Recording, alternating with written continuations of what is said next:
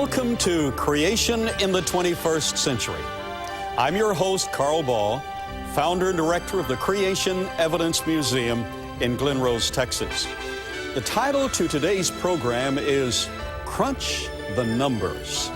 Now, there's so much information to be given in this program, I'm sure we'll not finish all of it in the first, so this is Crunch the Numbers number 1. Now, there's a reason for the particular title and the special guest to this program. The theory of evolution is assumed to be factual, is embraced by the academic community worldwide as being a factual analysis of calculation. Let's put it to the test. Let's crunch the numbers and see how well it fares.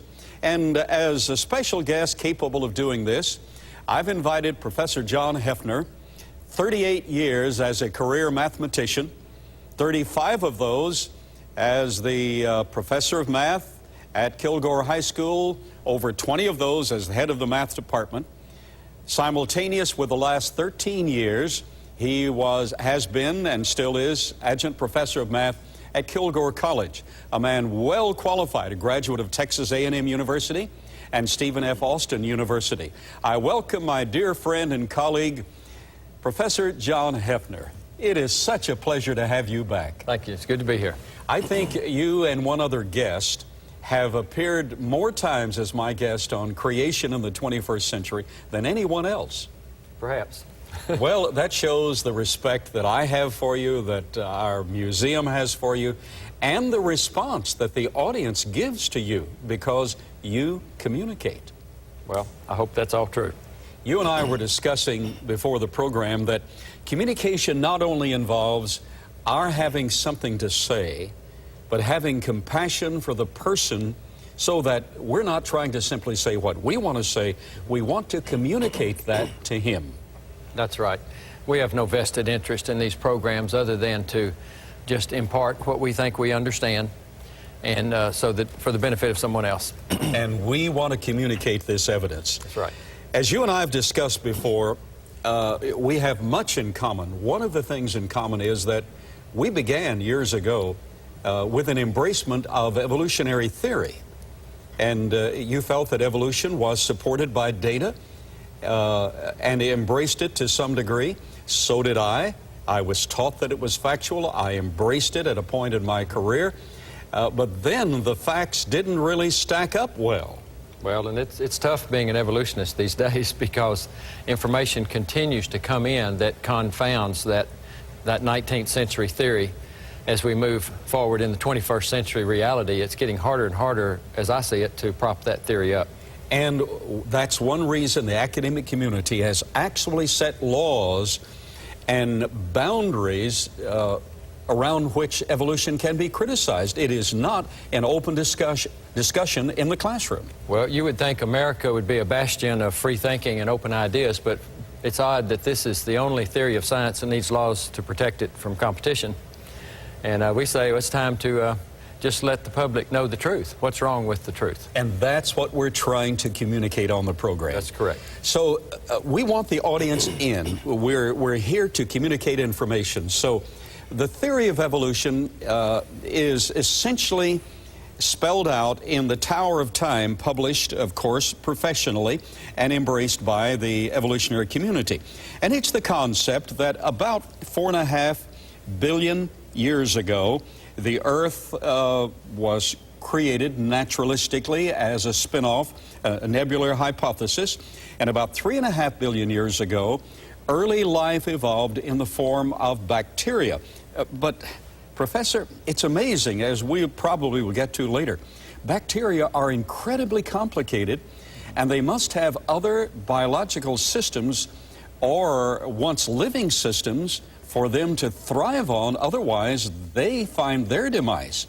So instantly, we run up against some problems with evolutionary theory. But this is assumed to be true. So about 3.5 billion years ago, according to that theory, we have the early development of bacterial forms and then subsequent forms in what we call the Precambrian and the Cambrian Paleozoic era, dim, distant past. And then we have the graduation of crustaceans, sharks, and then conifers, and then we have the introduction of the Mesozoic era, according to evolutionary theory, the age of the dinosaurs, and I like dinosaurs. You have assisted me in the excavation of actual dinosaur bones, correct? A number of times. A lot of fun. We've labored much together. Yes, we have together. And then at the close of this Mesozoic era, Triassic, Jurassic, Cretaceous periods, then we come to the introduction of the Cenozoic era, or the era of mammals, beginning with shrew-like creatures and evolving through the primates, ultimately to man, about 2.5 million years ago, and then a few tens of thousands of years ago, according to this theory, Homo sapien, and now just a fewer tens of thousands of years ago, according to this theory, we have Homo sapiens sapien, modern intelligent man. So in a nutshell, this Tower of Time is the paradigm, is the Bible of evolutionary theory, and is assumed to be true. Now that we have that background, let's crunch some numbers. Okay. All right, Professor, would you take us to class?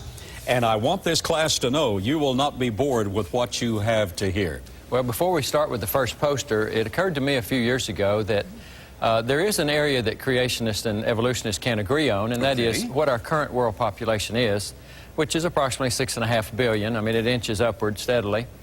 But that's the last published date that I remember saying, about 6.5 billion people. Okay. So it's, in essence, it's a case of a math problem that you start with the answer and you ask the question then in reverse. Well, what problem gives you that for the answer? And we have the evolutionary scenario that you've just pointed out, but there's also another competing view, and that is the biblical worldview. And we see the Bible as an accurate history book. It certainly has been confirmed in archaeology. Over 25,000 archaeological sites that are mentioned in Scripture that, frankly, were doubted very seriously, have all been confirmed. There's never been anything found in archaeology that refutes any Scripture. Now, would you state that again? This audience needs to know.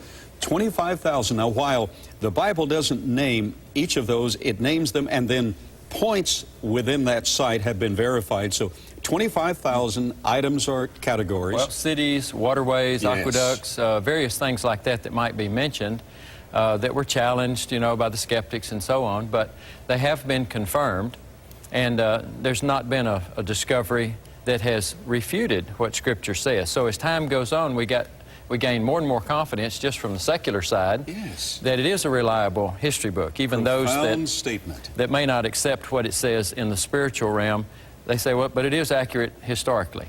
Well, so what does it say about human population? Let's crunch some numbers. Let's crunch some numbers. So here's a simple little chart. Now, you could go from creation, except that history book that we're referring to records a massive death event about 4,500 years ago, known as the flood of Noah's day. So there was a big interruption in the exponential growth of humans. And if the Bible is true, then about that time frame, 4,500 years ago or so, human population was worse off than the whooping cranes. We got down to 8 people. 8 people. Yes, and they're named Mr. and Ms. Noah, and the 3 sons are named Shem, Ham, and Japheth, and their wives. And so there were 4 couples on board the ark, if that story is true. And so when they disembarked from that, if that's true, then that was the seed population. That was the P sub O in the formula, the original population from which we've all come from. So it's a fair way for us to test that theory. We've got a lot of science now where we can test it, mathematics being one of those sciences.